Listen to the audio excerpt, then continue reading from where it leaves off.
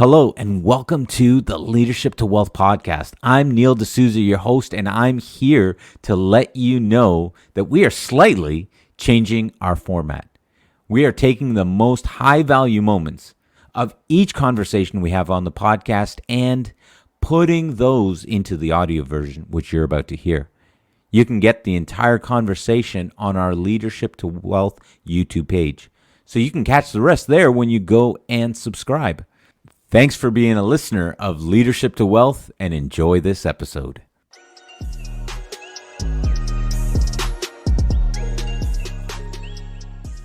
Our guest today is the CEO of SomethingNew, LLC. He's the founder of the Outlier Project, four-time author of the Standing O series, with the fifth in that series coming out shortly.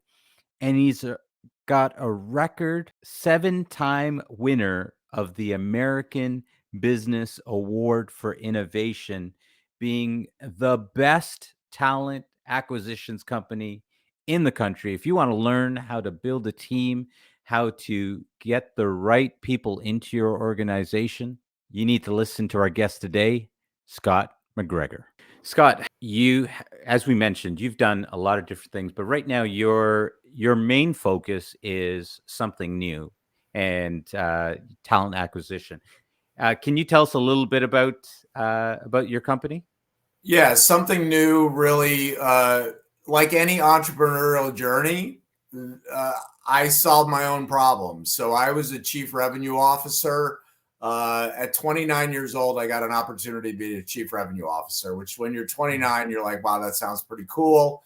It was a 5-person startup. There was no sales department. There was no marketing department. There was no client success. So we had to build it from scratch. And we built it from 5 people to 300. And it was wildly successful. Throughout that journey and hiring all of those people, I realized that the talent side of business, recruiters in particular, it was an incredibly antiquated and backwards and dysfunctional industry. And I literally just thought of, what are all these issues that drive me absolutely nuts every single day? How could I solve them? And once I figured that out, and I realized that every company sinks or swim based on their people. We have a mantra called people over everything. And I truly believe that companies, whether you're Apple, Google, it doesn't matter who you are, you succeed or fail based on your people. So we put together a better mousetrap. And thanks to my wife, who pushed me off the cliff 8 years ago, I started a company called SomethingNew. And we've won 7 consecutive American Business Awards for innovation, which has never been done before. The record before was 3. We've done it every single year we've been in business. And that's not industry specific. It's against, the sales forces of the world and people like that. So we've truly built a totally different mousetrap. How do you innovate so much in an industry? I mean, aren't headhunters just headhunters? Isn't, talent acquisition, isn't that just you've got people with resumes that are looking for jobs? How could you innovate that so massively? Because you can hear the excitement behind that for you. Everything we do is different. Our fee structure is different. The way that we find candidates is different. The way that we vet candidates is different. Our advisory service, which is unheard of in this world. I should know, if I'm partnering with you, I should know more about talent than you do. I should probably know about 1,000 times more about it than you do, because I think about it all day, every day. Yet my experiences were, no one was really helping me with best practices. They were just shoving people at me, and they wanted a fee. And I get it. That's the way the business works. Yes. Our clients come back to us over and over and over, because not only are they getting the people that they're looking for, but they're getting advisory services that help them build the foundation that helps their business scale. If you don't build a solid foundation, whether it's a business or whether it's a physical building, you're going to have problems down the road. And that's what we help companies prevent. So if I'm hearing you correctly, you actually not only do you get away from the cattle cart. Here's somebody, check them out. Oh, it didn't work. We'll give you somebody else. We'll give you somebody else. Not only did you get away from that, but it sounds like you've actually gotten into some of advising your clients in terms of on the human resources side, on building culture, on having the right people for their organization.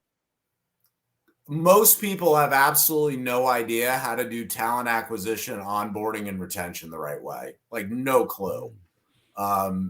So it's tell us more about that. I think most people, if you think back through your career and you think about the people that were involved in an interview process, I would easily say, in my experience, 90% of those people are totally unqualified to vet a candidate. It would be like if 90% of the time you sprained your wrist and you went in and you had 90% of the time you had a non-doctor diagnose you. Yet we do that with the most expensive thing in our business, which is our people. Right. When I talk to CEOs, because we work in the hyper-growth startup world, I ask them, what's your biggest expense? Guess what the answer is? Labor. What's labor? People. Yeah. People, yeah. And then every company wants to get to a next level. Everybody. Some, that means they want to go public. Some, it means they want to hit a milestone event. It's different for everybody. But the question that I ask CEOs is, what will it take for you to get to that next level? Most of the time, it has to do with people. The third question I ask is, how often do you and your executive leadership team sit down and talk intentionally about your talent strategy? Guess what they say? Yeah, we don't do that. That makes no sense. It's your number one expense. It's the number one thing that will get you to the next level, and you never talk and strategize about it. Or you leave it to HR to figure it out. It's a recipe for disaster. And that's why so many companies struggle. Yeah. I've worked in human resources. I actually started out my career in human resources with the federal government. And one of the things that we would do is you'd have us in human resources, and then you'd have someone from the work unit that was going to be the expert, right? And they're sitting on the panel. And our job really is to make sure that nobody asks an inappropriate question. Right. Number one, to make sure that nobody asks an inappropriate question. Number two, to make sure that the entire process is handled fairly and everybody's given a prop. At the end of the day, our job as human resources was really to look at it from a liability standpoint. Sure. Is what I found. And that oftentimes we weren't actually looking for even the best candidate or the person that best fit. It was more of a question of, okay, we got someone and they met all the requirements. All right, good. Trying to keep the company out of court. And then that's the way HR works in most companies. I mean, if you pumped truth serum into most CEOs and you said stack rank your C-suite from the person who has the most power to the person who has the least power, and they had to tell you the truth. CFO, CRO, CMO, all of that, COO, where do you think the chief human resources officer would land? I don't know if it would be on that list. At the bottom, which is preposterous because it's the most important thing for your business. Your people are your engine for your business. Yet companies from CEOs devalue HR and they make HR all about compliance. They make it it's not a strategical function for most companies. Yes. It's how do we not get sued? How do we have some process in place? How do we have a handbook? All of those things. But it's not strategic. And when it is, those are the companies that blow up and kick ass. Mm-hmm. Yeah, oftentimes the process is all about liability. You want to bring in the person, but if we want to get rid of them, how are we going to get rid of them? And it's almost like that process is what you're talking about from the beginning. In 100%. humor, in most cases. That's interesting. Now, it's perhaps what's even tainted me when it comes to that, because one of the things that I've talked to with a lot of entrepreneurs is the difficulty in just choosing people. How do we hire someone? Because if I've got the wrong person, it can sink my business. And the average entrepreneur never wants to bring someone into their business because they're worried about the liability that that person brings with them. And so oftentimes entrepreneurs are overworked because they're trying to do everything themselves. Right. Do you have any thoughts on that, or on how to reframe that for the entrepreneur that's even getting into it, but obviously they're not at a How point long's where the podcast, Neil? Because we could go about 3 or 4 hours on this. So first of all, you have to know what you're looking for. 99% of the time, people don't even know what they're looking for.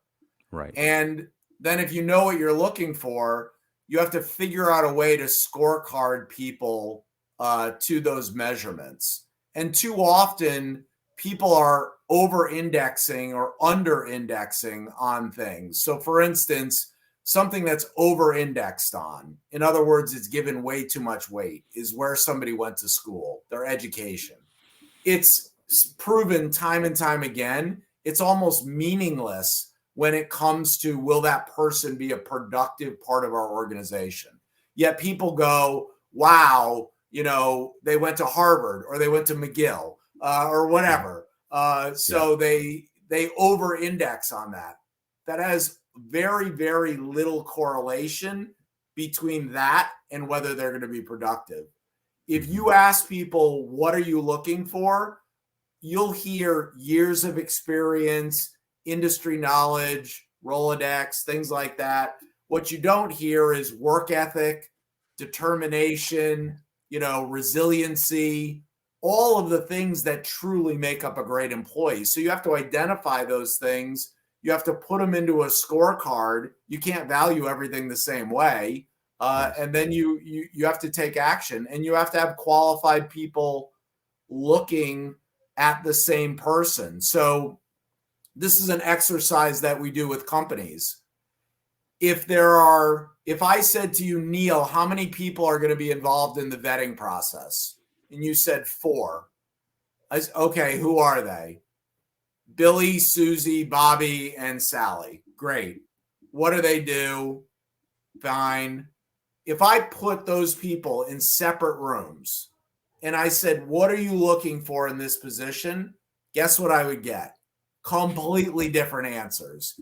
How in the world are you going to pick the right person if you've got 4 or 5 people all valuing things differently? Mm-hmm. It's such a broken system. And that's why you have massive turnover. That's why you have all the issues that we have. It's hard work and it takes time to do it right. But when you do it right, those are the companies that become unicorns in the startup world. Those are the companies, that thrive. Mm-hmm. What you're saying, I am going to say, is complete truth from my experience.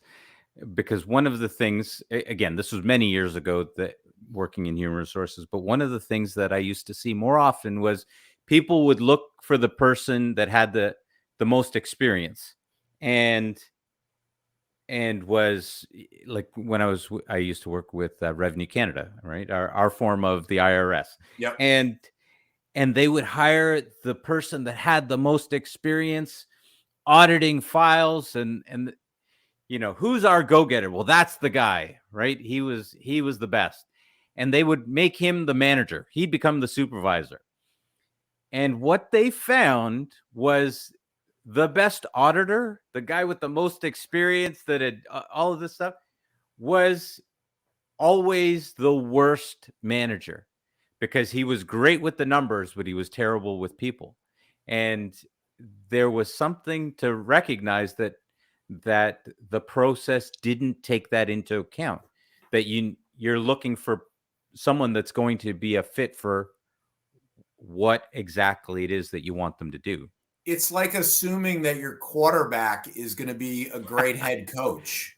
One Right. has nothing to do with the other. But oftentimes, people that are successful in an individual contributor role Right. are made leaders, and they Yeah. might potentially be good leaders, but that's almost by accident. More Mhm. often than not, they're not, because they're completely different skills. So you can't just take somebody who's a good individual contributor and make them a leader. One has nothing to Yes. do with the other. Yes. I want to ask about the Outlier Project. Sure. I'm so intrigued. My producer here, Wyatt, uh, has been he's been part of it. He's been Yeah. listening in on your calls, and every now and then he's been sharing a little bit with me. And I didn't know that it was called the Outlier Project. He was just like, "Oh, I'm on this call. Oh, wow, we got to hear this." And so he said, "Scott's gonna come on the show." I said, "Who's Scott?" And he said, "Oh, from that call." And so I started looking into it, and I was like, "The Outlier Project. Well, that's really interesting because of of the book now, which is interesting because my it's a book I wanted to read. My daughter actually just finished reading it and has just given it back to me. Yeah. And so I was very intrigued by that because it completely seems like a passion project.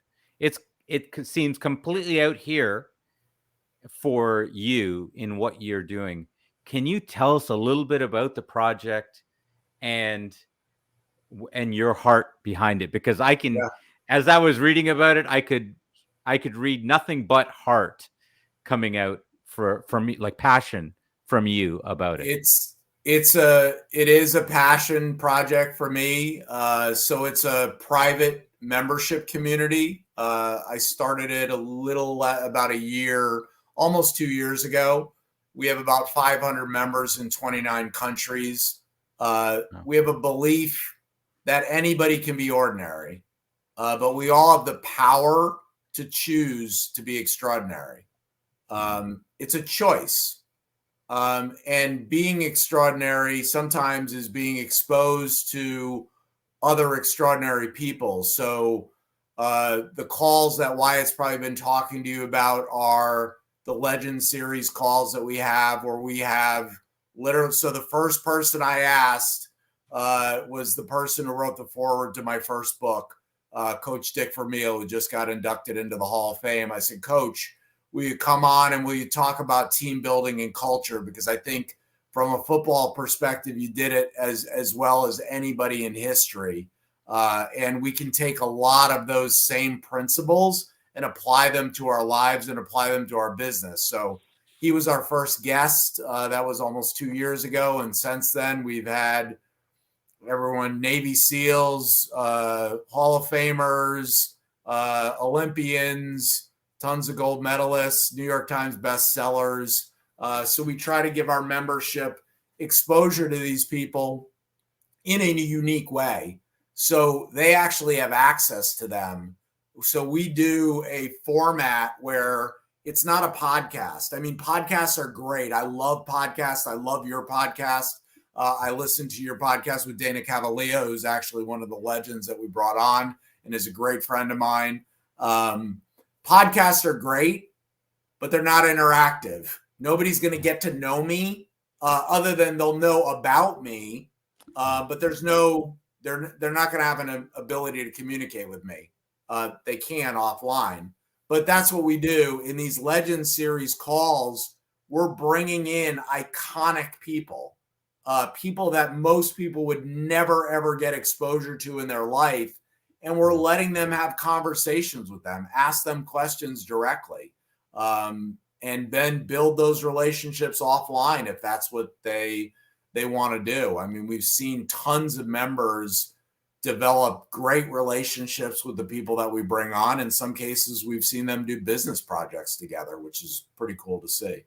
But it's all about trying to give people the inspiration to live their version of an extraordinary life. Because when I say extraordinary life, your definition is going to be different from mine. It's going to be different from Wyatt's. But I think we all want to live our version of an extraordinary life. And the Outlier Project is a community that gives people the opportunity to do that.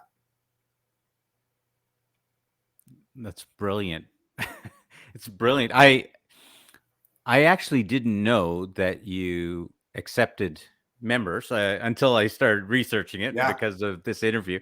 Wyatt, of course, had shared with me that he got an invitation to be able to join in, and I thought, well, that's clearly by an invitation only type of group, and but in fact, you have it open to membership. People can become members. Anybody can join. Yeah. It's through January. It's $240 a year. It's insanely cheap.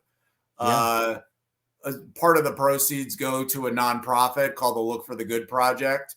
And so the bang for your buck, I mean, there's no better bang for your buck. In January, it does go to $480.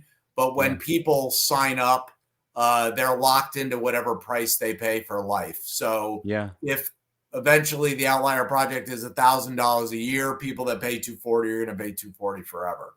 I'm not looking to make millions on this community. I'm looking to make impact. Right. Well, you can count me in. I'm gonna sign up. I love everything that I've read and learned about it so far. Quite honestly, just the opportunity to be around and hear people that are trying to be extraordinary, that are trying to make an impact in the world, that care about how they show up for other people. Just being in that vicinity and being able to talk to people like that is easily worth the price there. And I don't know if people recognize the value of that. But when I was reading up about it, I thought that's amazing. I don't know if you do anything else with it other than get people around one another like that. But if that's all that happens with that group, that's an amazing project. Yeah, it's a lot of fun. We have a ton of fun with it. We try to provide massive value. Like, I'm not looking for people to get 10x. I want them to get 1,000x on what they pay. And you can do that literally through one relationship. One strategic relationship can change your life. Okay, so that is the reason that I've continued with the podcast. It's interesting because when I started the podcast, it was during the pandemic. And for the listeners, sorry, guys, I'm going to tell the story again. But because I had people asking me, what do I do? Pandemic was happening. People didn't know what to do. And so I said, start a business. Well, I don't have any money. Start a podcast. I don't know how to. Okay, fine. I'll start a podcast to show people. And so I started it. And what I found was the people that I would meet and the connections that it created and the doors that started opening up were I couldn't have even imagined, being able to be exposed to someone else that's at a completely different level of thought. Never mind the economic side of it. Just the level of thoughts that you get access to was amazing in the podcast, and which is why I've continued to do it, and I've continued to enjoy the conversations and get challenged by the difference that that you're making. I was challenged when I saw that you're doing the Outlier Project. I'm thinking, man, and I want to start up a group vacation. That's, having people come together and let's go on vacation together because the conversations you can have. And then I read about the Outlier Project and I'm like, oh man, do I ever think small. So that type of being challenged in that way I think is amazing. Was that sort of the thought process when you started it? Yeah, I think relationships change everything. Absolutely. I'm nothing without the relationships that I have, and I've been fortunate that I've forged incredible relationships. I also think that eclectic relationships are the best relationships you can have. What a lot of people do is they say, I'm in real estate and I only know people in real estate. And I think, well, is that because you think people in real estate only care about real estate? No, maybe they want to know Brandy Chastain, a Hall of Fame soccer player. Maybe they want to know, a famous Navy SEAL. Maybe they want to know somebody prominent in the art world, somebody prominent in, you name it. That's what brings richness to life, is being able to. Can you imagine going to a party of people that were just accountants? God, that would be a boring party.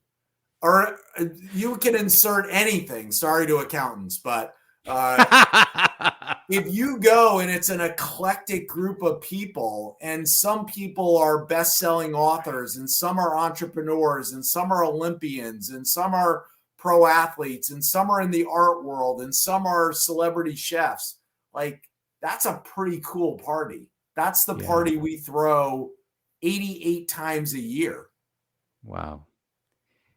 Hugely intimidating too. I don't think so. I mean, it's when you, like, everyone that I'm friends with, they're way more accomplished than me. Right.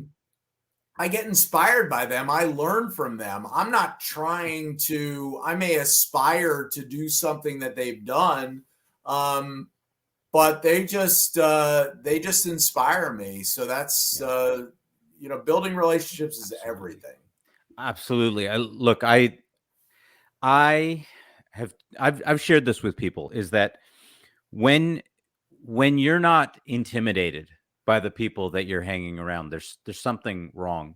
If you ask me, you want to be, because that intimidation should inspire you, or you can let it inspire you. Hey, they've done this in this area, they've done this in this area. You can allow that to inspire you rather than force you to shrink back. You can take it on as inspiration and move forward. 100%. And I found, though, a lot of people, if they were in a room like that, they would feel like, oh, I haven't done this or I haven't done that. And I think the beauty of what you're sharing here is that being around people, even for you, being around people that have accomplished this much, only draws you, calls you to be more than what you are right now, to 100%. transform. Yeah, it's a game changer. I was on a Zoom call not that long ago with Meta World Peace, and he was talking about Kobe Bryant passing him the ball in the finals years ago, and he shot a 3-pointer, which was not typical. Ron was always Ron Artest back in the day, but Meta was not a 3-point shooter. He made the shot. Lakers win the championship, and he famously credits his psychiatrist for helping him, get his shit together. But I'm on a Zoom call, chatting with him. And then, next thing I know, my wife and I are, watching an ESPN documentary about him. I mean, those are cool experiences to develop those relationships. And that's what we're trying to do, is we're trying to give people access. Proximity is half the battle. Like, you got to be in the room. You've got to show up, whether that's a virtual room or whether it's a physical room. You got to show up. And you can build those relationships very easily. Yeah.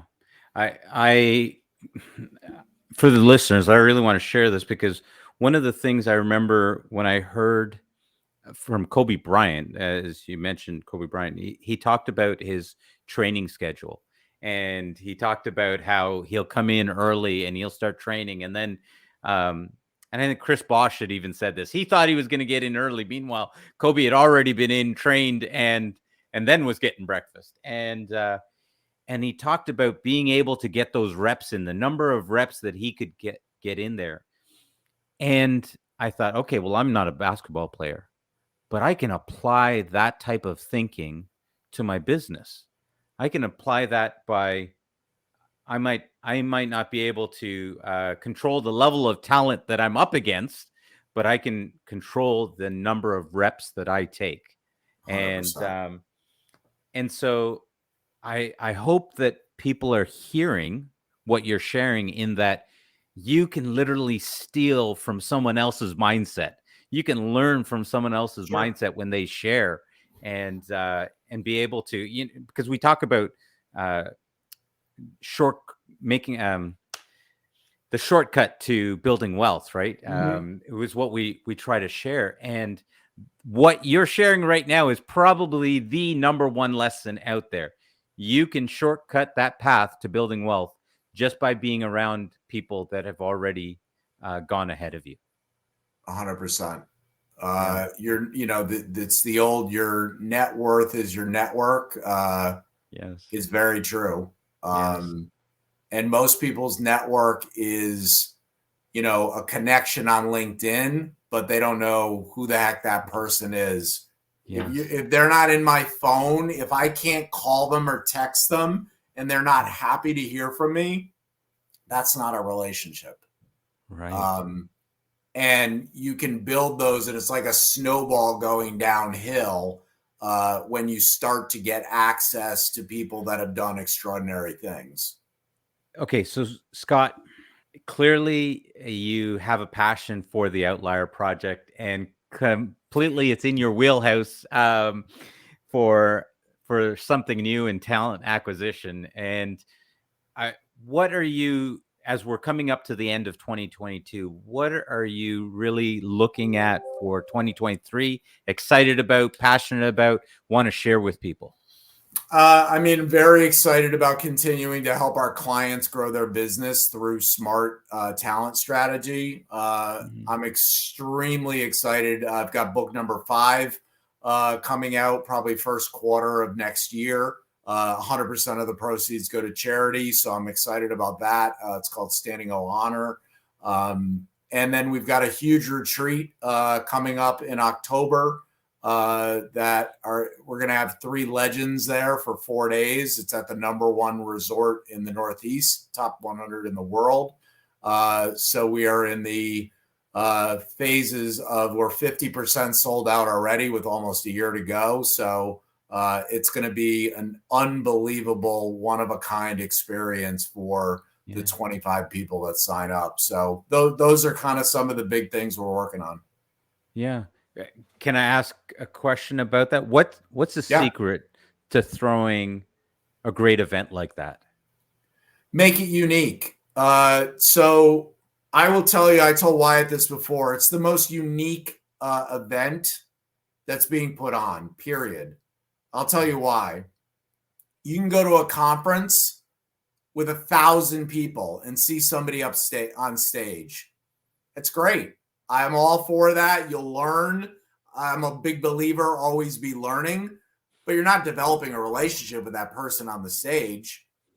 You may go to a smaller event, like the Nantucket Project. The Nantucket Project is at a beautiful hotel called the White Elephant in Nantucket. And there's, about 1,000 people that go, and Michelle Obama is the speaker and all that. You're not hanging out with Michelle Obama. So we decided, what can we do that will have maximum impact? We said we're going to have it at the best place we can possibly find. And we're having it literally at the number 1 hotel in the Northeast, top 100 in the world. And we said, how do we go further? We're going to invite 3 legends to join us for 4 days, breakfast, lunch, and dinner, 24/7. So Jason Redman, who's a New York Times bestselling author, very famous Navy SEAL. He's one of them. Brandi Chastain, soccer Hall of Famer, 2 Olympic gold medals, two World Cups. She's going to be there for 4 days. And Dr. Jeff Spencer, he was an Olympian. He's a renowned artist. Oh, and by the way, he's the advisor and coach to U2, Richard Branson, Tiger Woods, Lance Armstrong. He's there for 4 days. The guests that are going to be there, which are going to be extraordinary guests. I mean, the 50% that have already signed up are off the charts. They will never in their life spend 4 days with 3 people like that. Never. Right. Right. And the bonds that they will form with the other people that go, but also with those legends, there's nothing like it. Wow. Absolutely. I can't even imagine how you could even make that event cost effective with that few people. Here's the thing. You can't worry. I had a good friend of mine who's, very, very wealthy said, Scott, you're crazy. You should make this available to 2,000 people and you make a lot of money. I said, I don't want to do that. It'll lose the impact and the intimacy. Right. I want impact and intimacy over the income. So do I want to make money? Of course I want to make money, but I want to make an impact more than I want to make money. And that's what we're going to do. We're going to give 25 people an experience that literally, and I'm not exaggerating, literally, Neil, will change their life forever. Wow. That's amazing. And when's that coming up again?